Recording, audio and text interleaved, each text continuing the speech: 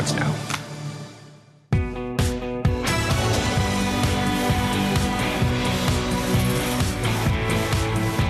Hey everybody, happy Monday. It's good to have you here. Thanks for joining me. If you're all politicsed out, I have a lot of true crime for you tonight. First one, though, is a bit weird. I'm a fan of Rihanna. I don't know as much about her baby daddy, A$AP Rocky. They're kind of common law married, so you could say husband, but they're not official. But they do have kids together. And they do all this kind of stuff, right? You know, lots of red carpets with great outfits and pictures and paparazzi. And he's not wanting pictures, though, where he's going right now.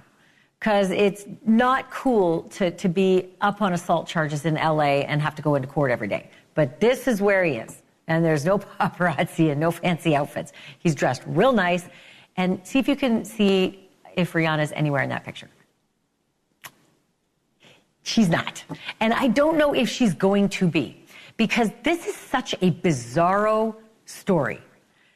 So A$AP Rocky, love the name, had another friend with an A$AP name. And they were friends as kids. And then they weren't. And a gun went off. And the friend got his knuckles like grazed, scratched. Like literally just kind of scratched.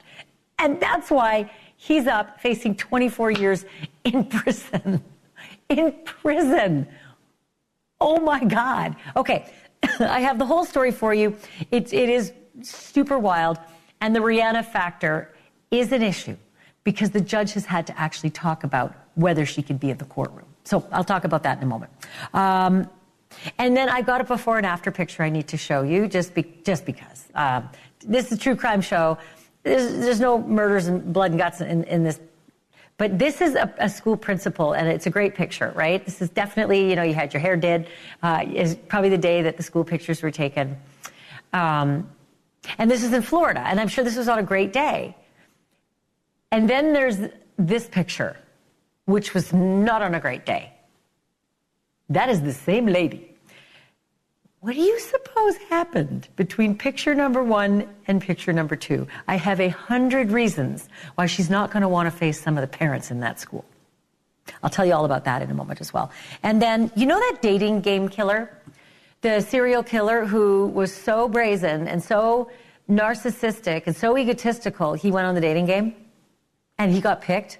Like, he was bachelor number 1, and he was a serial killer and rapist, and he went on the dating game mid-rapey serial killing season. And he got picked. Like, this was what passed for really good looking in the 70s, folks, I can attest. We're starting to learn some new details about how he got caught. And now, if you think he got caught because he showed up on the dating game, you'd be wrong. This TV show went out and made no difference. He kept killing and raping. But tonight, there is new information on what exactly led. And he's not the only one who's gone on a game show mid-killing. I'll have all of that for you in just a moment. But I want to start here. If your longtime girlfriend and your mother of your children is one of the most successful and best-selling and richest recording artists of all time, and you yourself are a well-known rap artist, there is no such thing as a minor scrape with the law. Emphasis on the word scrape. I will come back to that. My point is that all eyes tonight are on a guy named A$AP Rocky. And the S is with a $, which I love. His real name is actually Rakim Mayers. And his real baby mama is Rihanna. Yes, that Rihanna, the billionaire, pop star, billionaire. But Rakim has a big problem on his hands. 2 counts of assault with a semi-automatic firearm stemming from a shooting in L.A. back in 2021. Don't get all rappy about it. Oh, rap people on the guns. No, there's something else going on here. The prosecutors say that A$AP Rocky shot a former friend and partner named A$AP Relly. Got your A$AP Rocky, got your A$AP Relly. A$AP Relly's real name is Terrell Efron. But the shooting happened near the W Hotel in Hollywood, where they were supposedly meeting up to iron out some pent-up grievances, business-wise, music-wise, artist-wise. But before I go any further, you should know that ASAP, the S and the $, that actually stands for always, strive, and prosper. Not as soon as possible. Always strive and prosper. It was the name that Rocky and Relly when they were pals, and some other folks too, gave to their hip-hop collective back when they were in Harlem. When Rocky started dating Rihanna in 2020, well, pew, he catapulted, just like skyrocketed from like superstar in the making to pop culture elite. And now this couple has 2 kids together. They're like quite the family couple. But Rocky is on trial because Relly, ASAP Rocky, ASAP Relly, the alleged victim, says that Rocky showed up for that meeting to air grievances with a pistol. And then when he fired it, Relly says that pistol shot a bullet that grazed his knuckles. Scrape. Remember that? Scrape. The defense, however, ASAP Rocky says, the only weapon that Rocky was packing that night was a prop gun from the set of one of Rihanna's videos, and that it was incapable of actually shooting any live rounds. And then to like back that up, the police, they responded. Then they investigated at the scene, and they found no evidence of a shooting. They found no shell casings anywhere. But ASAP Rocky says that his old pal, now nemesis, enemy, ASAP Relly, went back to the scene and then just threw down the shell casings. Just planted them. And then found them. Ah, there they are. I found them. I found shell casings. Here they are.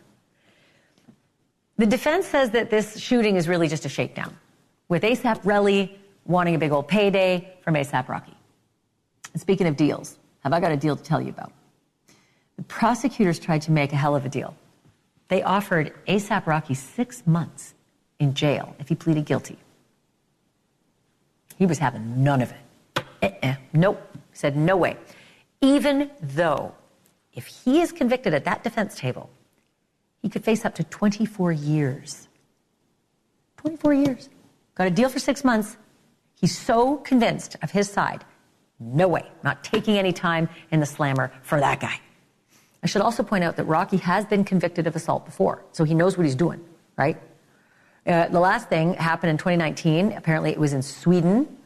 He claimed it was self-defense. He was not given any jail time. I want to bring in at this point Nima Rahmani. He's a former federal prosecutor and president of West Coast Trial Lawyers. I also want to bring in my friend Jesse Weber, NewsNation legal contributor, anchor at Law and Crime, and also just really, really smart lawyer. Thank you both for being here. Nima, because you're the guest, I'm going to bring you in first. This kind of sounds to me like a really big he said with some famous guys. And it sort of feels that way because of the evidence. Am I wrong?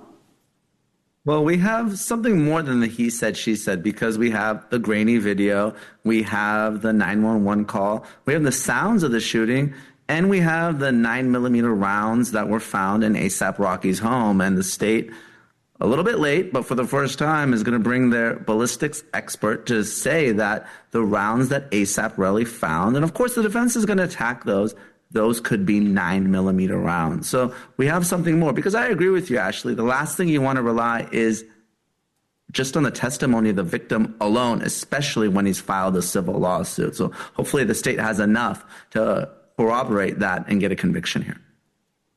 And Jesse, they can bring that in, right? Like they can ask that question, aren't you suing the defendant for a bunch of money? And if he's found guilty in this court of law, won't that be a windfall for you? Like, can't they bring that up as motive? Guess what? The defense didn't even bring it up. The prosecution had to get out in front of it. You know, the prosecution, they usually have to get out in front of bad facts. And towards the end of the closing argument, they're like, yeah, he found the shell casings. He didn't report it immediately. He's suing ASAP Rocky.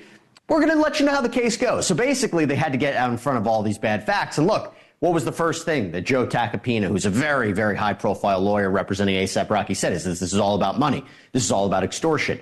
And, you know, I think one of the reasons that, you know, he said, why wouldn't ASAP Rocky take a deal, 6 months in jail, right, as opposed to what he could be facing?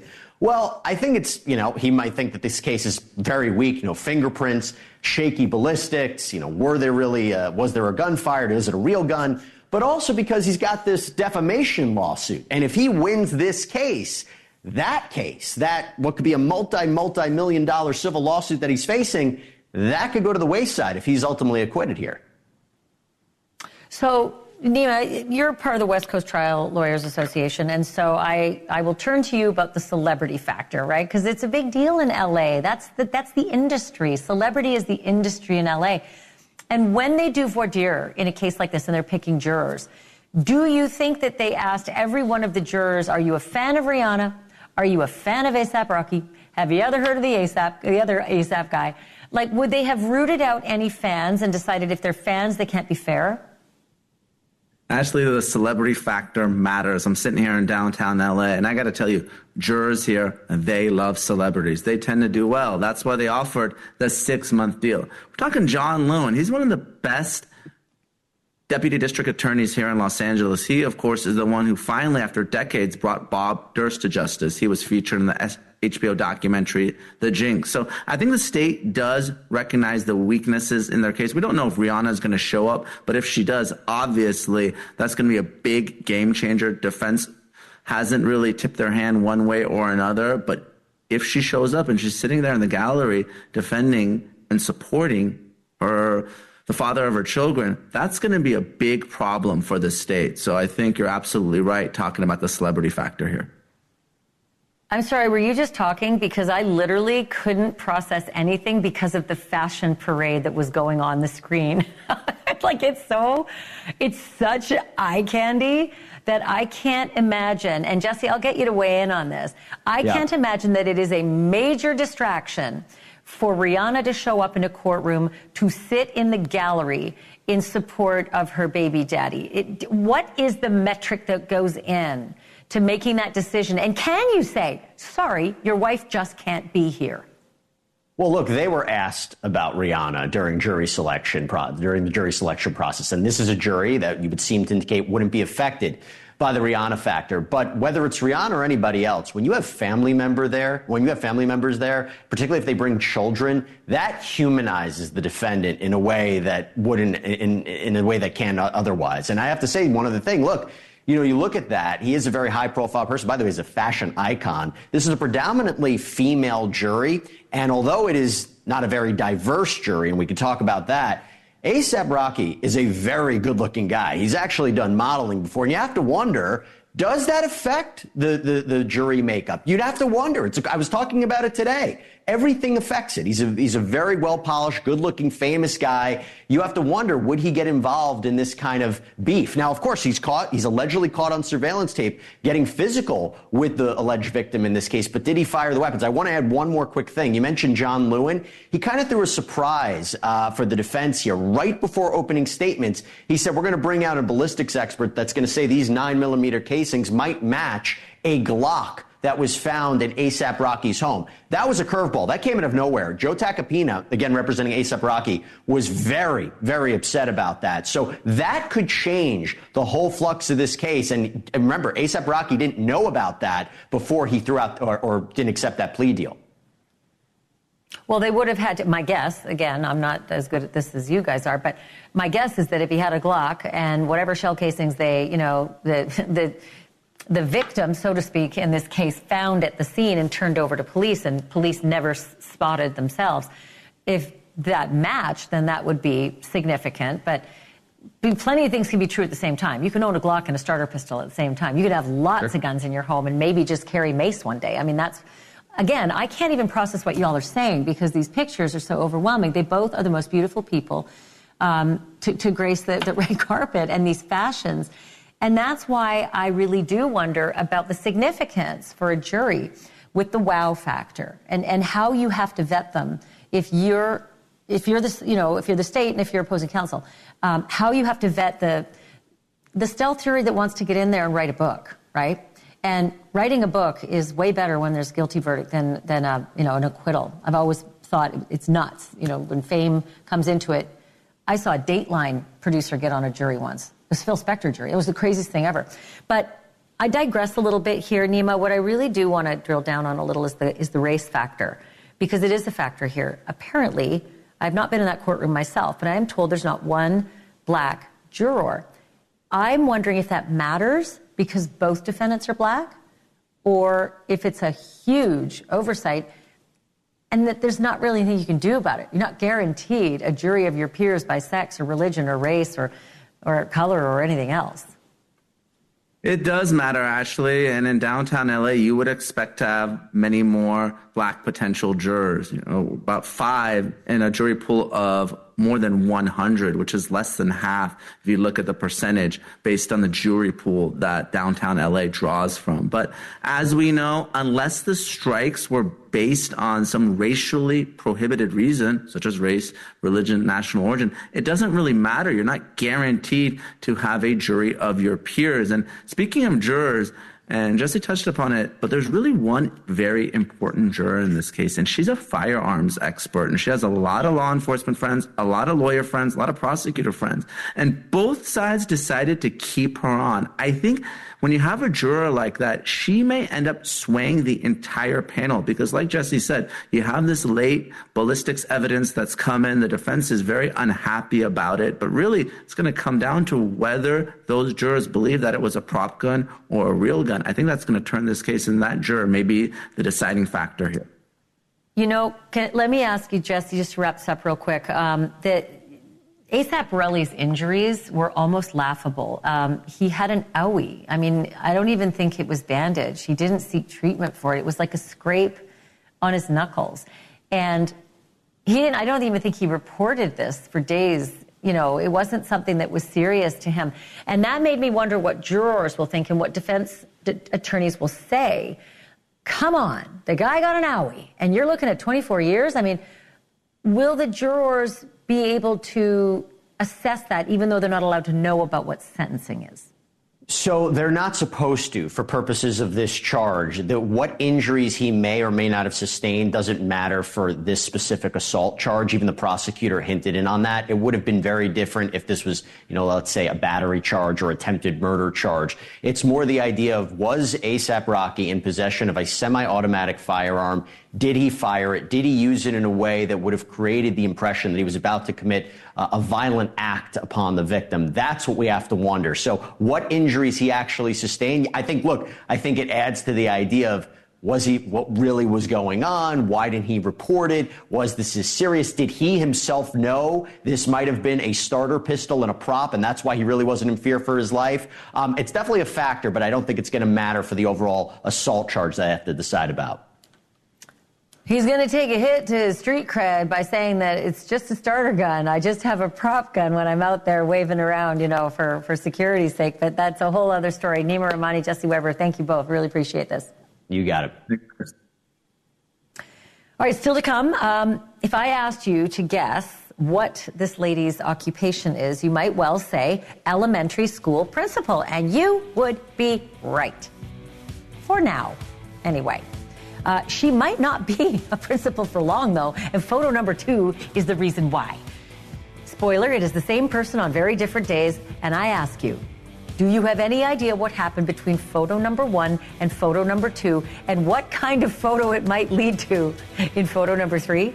I'll tell you next.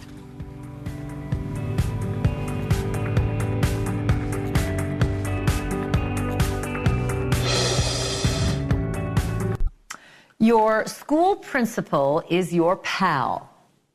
You ever hear that? It's like actually a spelling trick because the word principal, the person, ends in P-A-L. And principal, the idea, like, oh, he's well principled, that ends in P-L-E. So I learned that in elementary school. I think you might have as well. And it just happened to pop back into my head this morning. Principal, your pal, and principal. Principled. And it's because of Roosevelt Elementary. That is a school in Cocoa Beach, Florida, and they have a principal. Her name is Elizabeth Hill Brodigan, and she must have seemed like the pal of the century to more than 100 Cocoa Beach teenagers who, according to police, partied themselves sick at her house the weekend before last. One teenager apparently got so sick that paramedics had to come and treat that kid right there in the front yard. And what did Principal Hill Brodigan do about that? Police say she turned off the outside lights. And that forced the paramedics who were treating that underage patient to have to do it by the light of their rig. What a pal. And it gets better. And by that, I mean it gets worse. Another young party guest was arrested at a nearby traffic stop for DUI, and still others allegedly phoned in bogus reports of gunshots at a skate park to try to distract the police from the principal's party. Did not work. The principal, a 23-year veteran of the school district and one-time teacher of the year, I'm not kidding, teacher of the year, she was arrested, and she was not alone. A third grade teacher was also there. And according to the police, that third grade teacher was intoxicated, so she gets a before and after picture too. They were both charged, by the way, with child neglect and contributing to the delinquency of a minor. And tonight, both of them are on administrative leave. I think that is the least of their worries at this point. And this is where I bring in Alexandra Kazarian. She's a criminal defense attorney and former public defender in Los Angeles. She's also very good at research. So Alexandra got her hands on the affidavit, and I haven't even seen it yet, so spill the tea. What's in it? Oh, my goodness. When I first heard about this story, I thought, it might have been just one of those situations where a parent thought they were doing the right thing by having a party and letting the kids do what they're going to do. And I'm going to be here just in case anything happens. But that is not what happened in this affidavit. It reads like the script of a junior hangover movie. It goes from bad to worse to the worst thing I've ever heard. Apparently, there are allegations that not only did she know about it, but that these parties happen 1 to 2 times per month at the house, that her sons organized the ragers and advertised it on Snapchat, that there were possibly up to 200 underage students there drinking, that she was there before the party started, starting at about 7:45, helping set up for the party. She was well aware of everything that was happening. I mean, it's the worst allegations you could possibly have against a teacher or any parent in this situation. And it's not just a teacher of the year either. Like as an administrator, as the principal of a school, principal, you know these things. You know so much more than just the rank and file teachers about the exposure to doing this kind of thing. I also, tell me if this was in the affidavit. I found this detail, and I want to make sure it's accurate, that the kids apparently had matching T-shirts and party favors. So like the planning was extraordinary. Yes. It says that most of the kids were wearing matching T-shirts, that it was well organized, and that she was there at the beginning to help organize it. So yeah, it's not good. It does not look good. There are allegations that there was a student actually at the party that was making Snapchat videos with a weapon. They described it as a Glock, and that the kid posted it to Snapchat, but the police officers weren't able to get a copy of the video. There were multiple fights that broke out. And it also gets worse with the student that needed the medical help, because when the police officers arrived, at one point they put him in the back of the car so that they could transport him to his parents. And somebody, it's not clear if it's the principal or the third grade teacher, came out and started yelling at the officers that they were putting a child in a machine and to get their hands off of the child. I think that was a third grade teacher, because it said that the defendant in that situation was quite intoxicated. It does say that the principal was not, though. Okay, so a double question. I'll just come out of both barrels here. I just keep thinking like exposure. I mean, criminally, what a drag. But also, what about civil? Like how many of these 100 kids' parents can sue her, the third grade teacher, and maybe, I don't know about this, can they sue the school system? Because this did not happen at school. It happened, at a private home. So you can sue anybody for anything, but the question really is, what damages do you have? What are you going to be able to prove happened as a result of this? So sure, parents can make a claim that their child was put in a dangerous situation and that they should get compensation for that. But how many of these parents actually knew the kids were going there and maybe blessed it because it was at the principal's house? The kids that actually got DUIs, that went to the hospital, that maybe came home intoxicated and had to go see a doctor the next day, anything that has actual documentation about injuries that they faced or illnesses that they had, or God forbid, criminal charges that came out of it, those parents absolutely can sue the family that hosted the party, hopefully they've got good homeowners insurance so that they can make a claim off of that.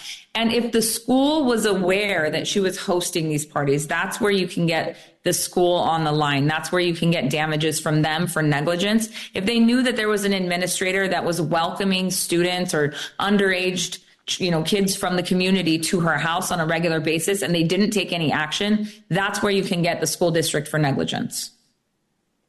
Man, oh man, oh man. I cannot believe the utter stupidity if all these allegations are true. Alexander Kazarian, thank you, not only for your amazing analysis, but also for doing the digging and getting the affidavit. Appreciate it. Anytime. I like that even more. Okay, well, you'll come back. Thank you. All right, so we have to take a quick break, but when we come back, he was tall, dark, and handsome, and definitely had a way with the ladies. Until, of course, he killed them. Tonight, we have details that have never been heard before about how police caught the dating game killer. Memo to self, do not fly too close to the Klieg lights. Story's next.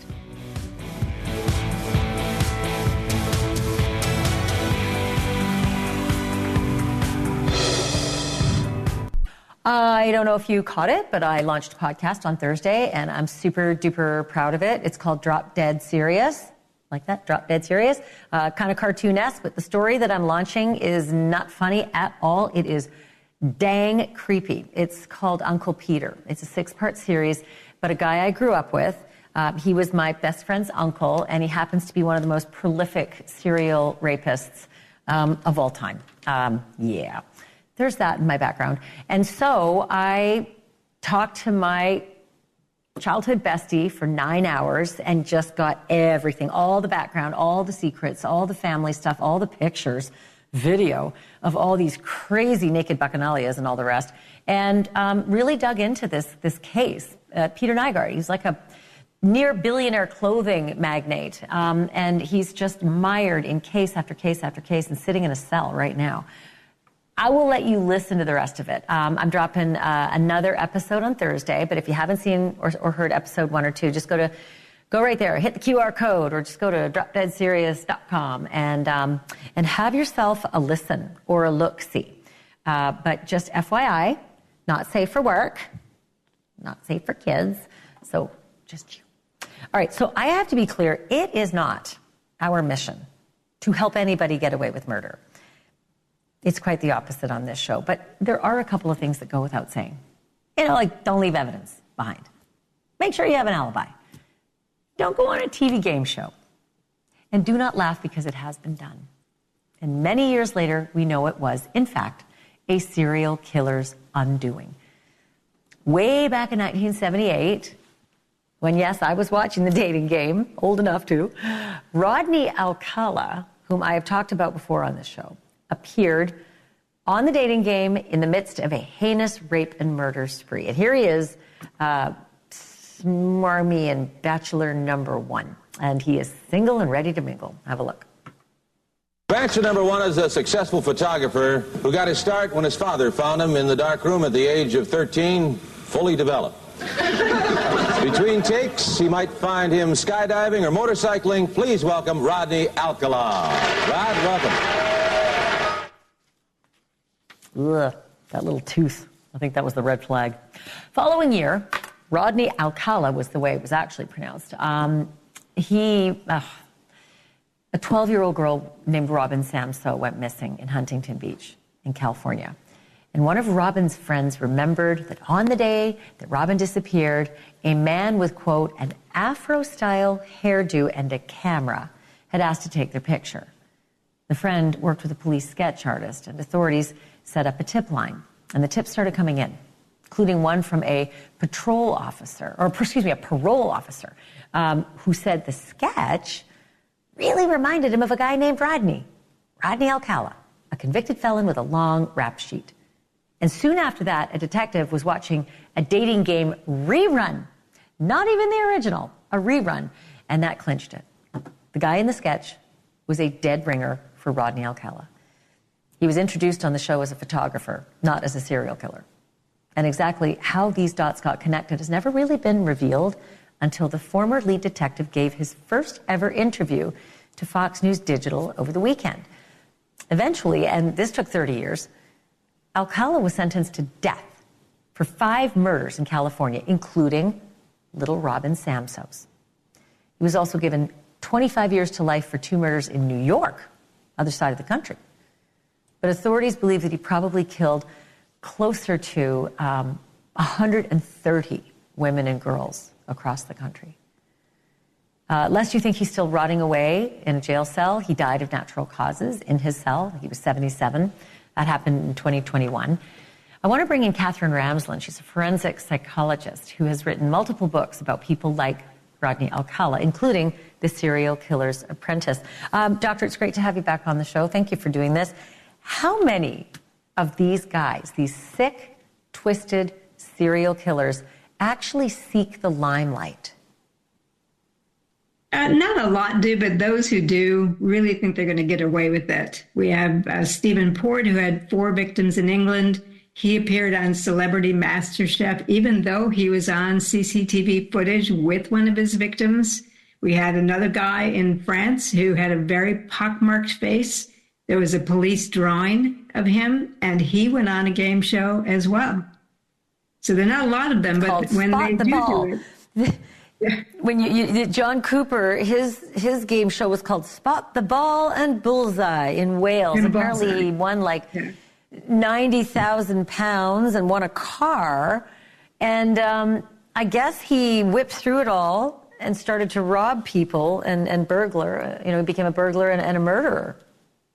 Yeah, and one of the Bullseye show, he bragged that he knew this entire area where he had left 2 victims, and there was a witness who described a man like him, and once the police put all that together, he was a goner. The other guy that you mentioned, Stephen Port, at the top of the list, you said Celebrity MasterChef. You can't make this stuff up. Apparently he made meatballs for 100 bus drivers. Is that on the show, or was this during his killing spree? It was on the show. So what kind of a killer was Stephen Port? He would drug his victims and with a date rape drug, and they overdosed. He put 2 of them in a cemetery, leaning against a wall. The same dog walker found them, weirdly. And then he put another one on the other side of the wall, and still the police did not believe that they had a serial killer. It was the family of one of the victims that demanded to see the CCTV footage, and that was what broke the case. Then this last one is François Vauve, apparently a game show in France. If we can pop that graphic back up, it's called Tout le monde veut prendre sa place. All the world wants to take his place. What was his deal? Well, he was a rapist and a murderer. He had a very, very pockmarked face that people could, he was really recognizable. And the police had a witness description. They had a drawing of him in the police station. And he still went on this daytime game show, and they did not make the connection. It's crazy. It's absolutely crazy. C'est fou, en français. Merci beaucoup. I really appreciate this, Dr. Ramsland. Look forward to our next meeting. Okay, thanks. Okay, still to come, she is the Utah mom charged with ODing her husband and then writing a children's book to help their 3 little kids get over it. Corey Richens' trial is almost upon us, and prosecutors were just handed a serious setback. They had to admit that they screwed up something in the case, but how bad was the screw up? Or should I say, how good was it for Corey? I'm going to tell you what they admitted to doing next.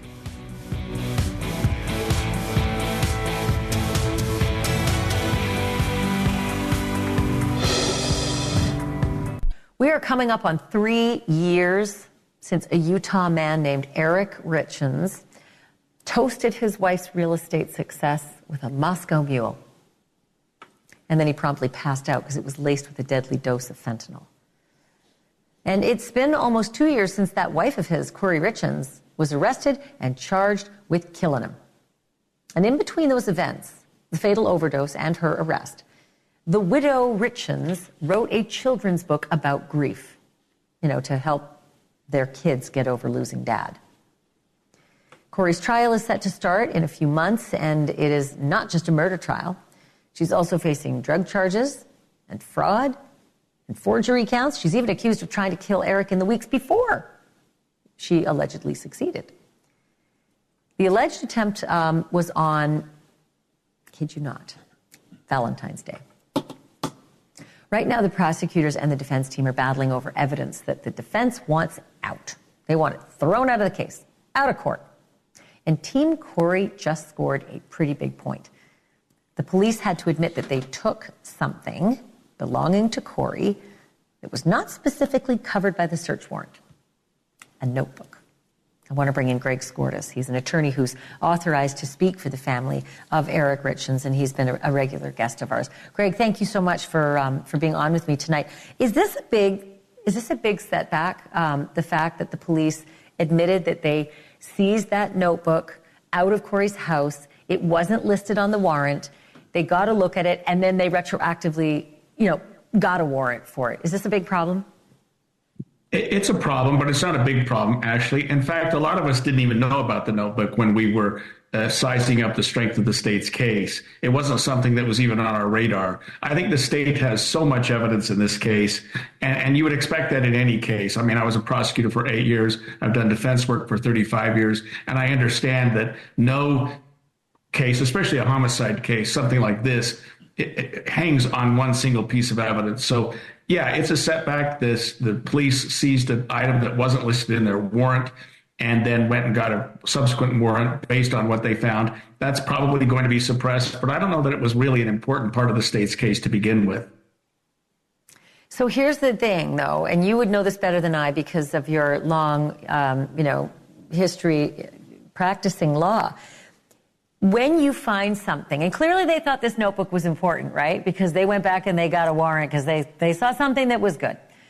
Anything that they find after, because of what was in the notebook, can be considered the magical line, fruit of the poisonous tree. And at this point, we don't know, right, what was in the notebook, so we don't know how much evidence down the line could have actually been yielded from that poisonous tree. That's exactly right. We know that the notebook had some information about Corey's relationship with a therapist, and we know that police obtained a subsequent warrant, and if they obtained the subsequent warrant, you're exactly right, Ashleigh, if they obtained that subsequent warrant based on information they found in the notebook, information that they shouldn't have had in the first place, then that you articulated exactly right. That's what we call fruits of the poisonous tree. And the subsequent warrant and the item seized from that would be suppressed as well. That could pose an even bigger problem. But again, I feel like the state has a very strong case, and they have a lot of other evidence in this case. And the defense is doing their job. They're very, very good defense attorneys. They're doing a good job. But the Summit County Attorney's Office and the Summit County Sheriff's Office did a good job as well. And hopefully this will be put before a jury, and they will decide exactly what the evidence shows and what the evidence can present in terms of a conviction. All right, so we've talked about this before, but it's sort of now even more interesting given the notebook issue. And that is when Corey was in jail, she was writing some things. And in a jail search, they seized some things, some of her writings. And one was a very long dissertation called a walk the dog letter. And most people look at it and read it as though it's her asking her, she's suborning perjury, asking her brother to lie on the stand and say that the dead husband was going to get the drugs in Mexico, not you or not me, or, like a lot of things. But she said that was seized illegally, that was a privileged envelope, that was communications with her lawyer, and that it wasn't even what they say it was, that it was a fictional novel that she was working on. Where do things stand with that walk the dog business? That's a tough one, and the judge is going to have to decide. On the one hand, she's claiming that it was attorney-client privilege, but on the other hand, the letter does say exactly what you said, which is walk the dog. She wasn't telling her attorney to go walk the dog. She was telling her mother to. And in connection with that, she was telling her mother to tell her brother to say certain things that would help her in the case. So, and another thing to keep in mind is that when individuals are housed in a correctional institution, such as a jail, they have a limited expectation of privacy. And so their papers, their documents, their personal things that they have in the jail are subject to search without a warrant, because the individual knows that they're subject to search. So, that letter may be suppressed. It may be only used in limited purposes. But again, it's a very, very small piece of the entire puzzle here. Well, I am following this case, and we are getting closer and closer. I didn't think when we started talking so long ago that we'd get this close this quickly, but here we are. Greg, I'm very thankful, and I look forward to talking to you again. Thank you. Greg Skordas joining us live with that update for us. Okay, there is not much that a criminal dislikes more than a rat. And now the police aren't too fond of them either, at least not in Houston, where something is eating up all the drugs in the evidence rooms. Are the Texas-sized rats getting a bad rap, or are they just getting high as kites in there? You're going to see for yourself in a moment, and you'll find out how big a problem this is.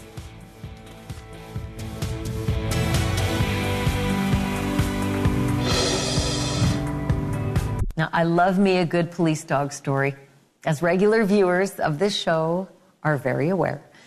But I would freely admit tonight that some cases call for a police cat or a whole slew of kitty cats. I want to take you to Houston, the fourth most populous city in the United States of America. The officials there say the police department's evidence storage lockup it is apparently infested with rats. So much so that entire boxes of confiscated drugs are being chewed open and eaten or contaminated by four-legged, beady-eyed dope fiends. As it happens, the rats really, really like weed. But they also have a taste for mushrooms, and not the salad type.